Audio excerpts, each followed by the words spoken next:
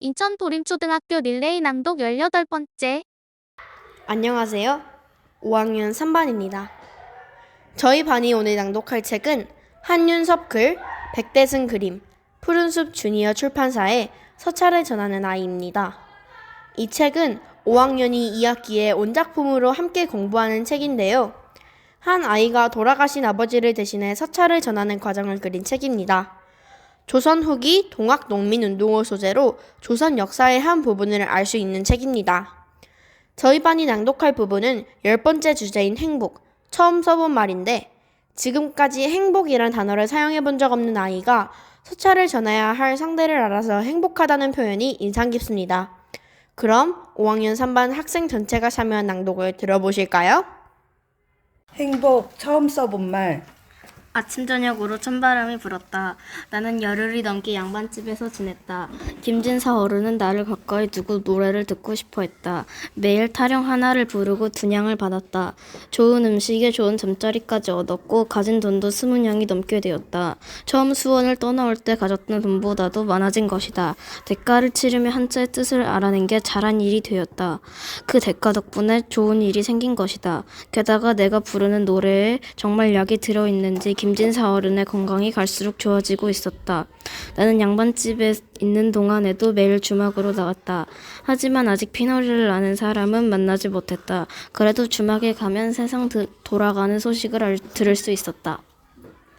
여전히 어른들이 하는 이야기의 대부분은 동안농민군에 관한 것이었고 그 끝에 항상 임금과 중전 그리고 흥선대원군의 이야기였다. 가을이 되면서 전라도에서 동안농민군이 다시 분기를 했고 이제는 충청도 강원도 할 것 없이 어디서건 분기를 한다고 했다. 동안농민군은 가까운 아산 광야까지 습격을 했다.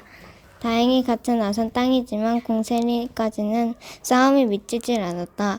어떤 사람들은 동안농민군은 옳은 일을 하는 거라며 세상이 동학도들이 말하는 것처럼 바뀌어야 한다고 말했다. 또 다른 사람들은 괜히 난을 일으켜 아까운 목숨까지 잃는 거라고 말했다. 그러나 누구도 임금과 강군이 옳다고 말하지는 않았다. 내게도 선택을 해야 할 시간이 다가왔다. 겨울이 오기 전에는 어디든 갈 곳을 정해야 했다. 어디든지 알지도 못하는 피놀이를 찾아 무작정 전라도로 갈 것인지 아니면 도성으로 돌아가 노스님을 만나서 자초지종을 얘기할 것인지 결정해야 했다. 나는 이대로 도성으로 돌아가고 싶지 않았다. 그러나 무작정 전라도로 갈 수도 없었다. 아버지의 편지가 그렇게 중요한 것이라면 서찰을 전하지 못한 사실을 스님에게 알리는 일도 중요했다. 도성으로 돌아가자. 떠나기 전 김진사 어른을 찾아갔을 때 김진사 어른은 마당을 걷고 있었다. 나는 누워만 있던 김진사 어른이 걷는 걸 보면서 가끔씩 내 노래에 정말 약이 들어있을지도 모른다고 생각했다. 진사어른, 저는 이제 떠날 것입니다. 피놀이를 찾았느냐? 김진사 어른이 물었다. 도성으로 돌아갈 것입니다. 내 노랫소리가 그리워지겠구나. 언제고 이 집이 생각나면 찾아오너라. 김진사 어른이 하인에게 손짓을 했다. 그러자 하인이 내게 새로 만든 겨울옷을 가져다 주었다. 내가 떠날 걸 알고 미리 준비해 놓은 듯 했다. 추워지거든 입어라. 이제 겨울이 오는구나. 저는 이 저고리 값을 하지 못했습니다. 그 말에 김진사 어른이 웃었다. 그럼 언제고 이 집에 다시 오겠구나. 대가를 잘 아는 아이니 옷값을 갚으러 꼭 들르지 않겠느냐? 나는 꼭 들르겠다는 약속을 하고 양반집을 나왔다. 양반 아이가 대문까지 배웅을 해주었다. 나도 부모를 잃었다. 다행히 난 할아버지가 계셔 이렇게 어렵지 않게 살아가고 있지. 만약 내가 혼자 세상에 남겨졌다면 너처럼 씩씩하지 못했을 거다. 양반 아이가 말했다. 부장님은 더 씩씩했을 겁니다. 나이가 13이면 나와 동갑이다. 동갑이면 다른 사람들은 친구라고 한다. 다음에 만나거든 그때는 친구로 지내자. 그 말에 놀라 내가 말했다. 도련님은 양반입니다.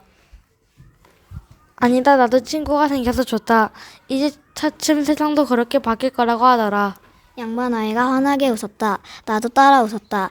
양반 아이와 헤어지고 교회가 있는 언덕으로 향했다. 나를 도와준 천주학 어른에게 마지막 인사를 하고 싶었다. 언덕에 오르자 여러 사람들이 모여 언덕 아래를 내려다보고 있었다. 나도 궁금해 그들 틈에 끼어들었다. 멀리 일본 군사들이 지나가고 있었다. 길게 늘어선 행렬이 수천 명은 되어 보였다. 성원 싸움 이후 일본군은 평양에서도 압록강 너머에서도 청나라와의 싸움에서 대승을 거뒀다고 했다.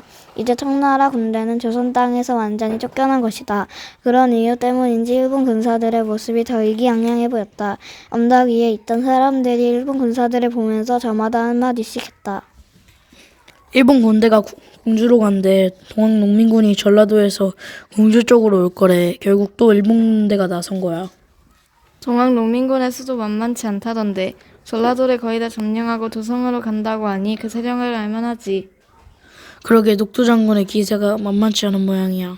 녹두 장군? 분명 녹두 장군이라는 말을 들었다. 뒤통수를 세게 얻어맞은 느낌이었다. 누가 말을 했는지는 중요하지 않았다. 가슴이 뛰기 시작하고 몸이 떨려왔다. 아저씨, 녹두 장군이 누구예요? 내가 급하게 물었다. 동학 농민군의 대장 전봉준이 녹두 장군이다. 몸집이 녹두처럼 작다고 사람들이 그렇게 부른다. 몸집은 작지만 그래도 그 기상을 따라올 자는 없다 한다. 오호 피노리 경천매 녹두. 갑자기 꽉 막혔던 속이 시원하게 뚫리는 느낌이었다.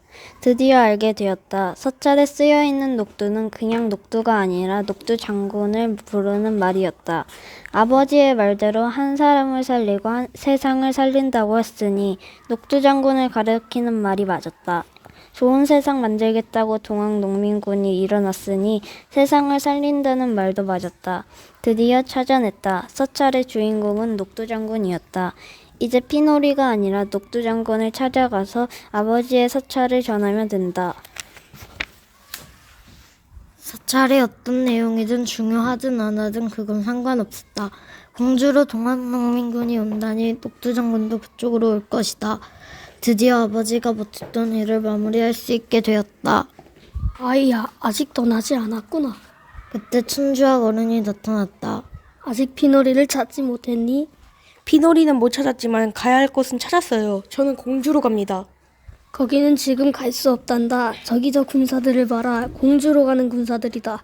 게다가 관군도 그곳에서 동학 농민군과 전쟁을 하기 위해 준비하고 있단다. 그래도 제가 가야 할 곳은 공주예요. 가야 할 곳을 확실히 찾은 것 같구나. 자신이 가야 할 길을 안다는 것은 아주 중요한 일이다. 앞으로 그 길을 잃어버리지 마라. 어르신은 가야 할 길을 찾았습니까? 내가 서 있는 이곳이 내가 가는 길이다. 나는 왠지 그 말을 이해할 것 같았다. 네 얼굴이 처음으로 행복해 보이는구나. 나는 행복이라는 말은 알고 있었지만 한 번도 써본 적이 없었다. 또한 내 앞에서 아무도 그런 말을 한 적 없었다. 아버지와 함께 장터를 옮겨 다니며 많은 사람들을 만났지만 그들은 항상 힘들고 고단했다. 그래서 누구도 행복이란 말을 쓰지 않았다. 나는 그런 말들은 양반들의 말이라고 여기며 살아왔다. 그런데 천주학 어른이 처음으로 내게 행복이란 말을 쓴 것이다. 그 말을 들으니 내가 정말 행복한 것처럼 느껴졌다. 예, 저는 지금 행복합니다. 처음으로 행복이란 말을 내 입에 담아보았다. 말하고 나니 기분이 더 좋아졌다. 다행이구나. 이제껏 고마웠습니다. 다시 오너라. 네가 언제 오든 머물 곳은 있다. 천주학 어른은 인자한 모습으로 나를 보내주었다. 길을 나섰다. 가까운 운영을 거쳐야 공주에 갈 수 있었다. 나는 일본 군대가 지나간 길에서 멀리 떨어진 길을 택했다. 많이 돌아가는 길이었지만 그래도 걷는 동안 마음이 편안하고 발걸음이 가벼웠다. 내가 행복하기 때문이었다. 해가 많이 짧아졌지만 뜨겁지 않아 걷기에 좋았다. 지나는 마을마다 감나무에 노란 감들이 보기 좋게 매달려 있었다. 감나무 잎이 제법 떨어진 것을 보니 가을이 가고 있었다. 또 아버지와 걷던 때가 생각났다. 저녁이 다 되어 온양에 도착했다. 점심때가 지나 길을 나선 데다 멀리 돌아왔기 때문에 온양까지 오는데도 시간이 많이 걸렸다. 마침 온양은 장이 서는 날이었다. 나는 서둘러 장터로 향했다. 다행히 아직 장이 끝나지 않아 나는 지신 5켤레를 사서 보찜에 매달고 장터의 이곳저곳을 둘러보았다. 오랜만에 장터에 오니 기분이 좋았다. 장터는 마음이 가장 편해지는 곳이었다. 보부상들이 모여있는 모습을 보니 또 아버지 생각이 났다. 장터 주막을 찾아갔다. 아주머니가 딱딱한 표정으로 내 앞에 섰다. 오늘 여기서 잠을 자고 내일 점심으로 먹을 주먹밥까지 싸가지고 갈 겁니다. 말을 하고 한 냥을 내미자 아주머니의 표정이 바뀌었다. 주막에는 사람들이 몇 명 있었다. 그 사람들이 하는 얘기도 온통 동학농민군과 일본 군대 이야기였다. 지금 전라도와 경상도에서 온 동학농민군이 공주 남쪽에 진을 치고 북쪽에서 오는 동학농민군을 기다리고 있다고 했다. 사람들은 남쪽에서 온 동학농민군을 남쪽, 북쪽에서 오는 동학농민군을 북쪽이라고 불렀다. 공주에서 남쪽과 북쪽이 함께 모여 싸울 거라고 했다. 공주에 가면 녹두 장군을 만날 수 있나요? 내가 묻자 사람들이 웃었다. 아이야, 네가 녹두 장군을 만나서 뭘 할 거냐? 그분을 만나야 할 일이 있습니다. 아이야, 그분은 신출 기문한 분이라 우리 같은 사람을 만날 수 없단다. 왜 너도 동학농민군이 되려고 하느냐? 아닙니다. 저는 그냥 그분을 한번 뵙고 싶을 뿐입니다.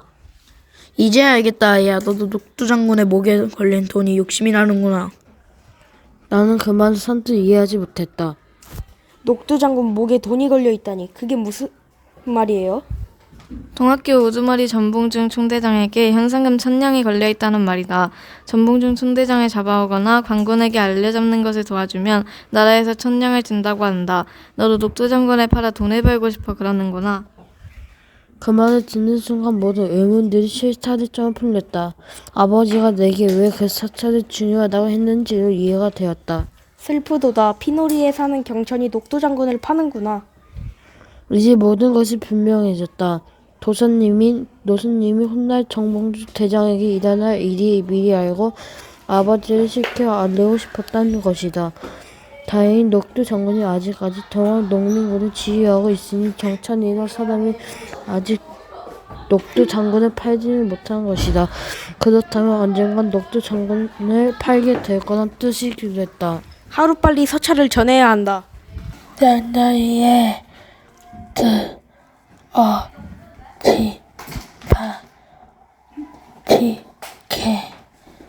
자이 오지 않다 우즈 라이지 이래들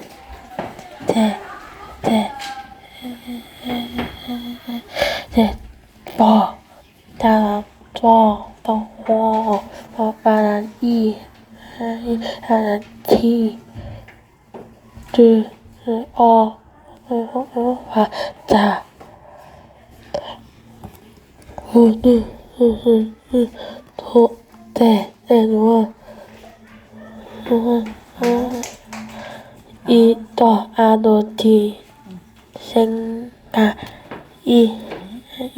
나타 아리 저티 왔다. 이상입니다. 2025 도림초 릴레이 낭독 다음 낭독자는 신희옥 학부모님입니다.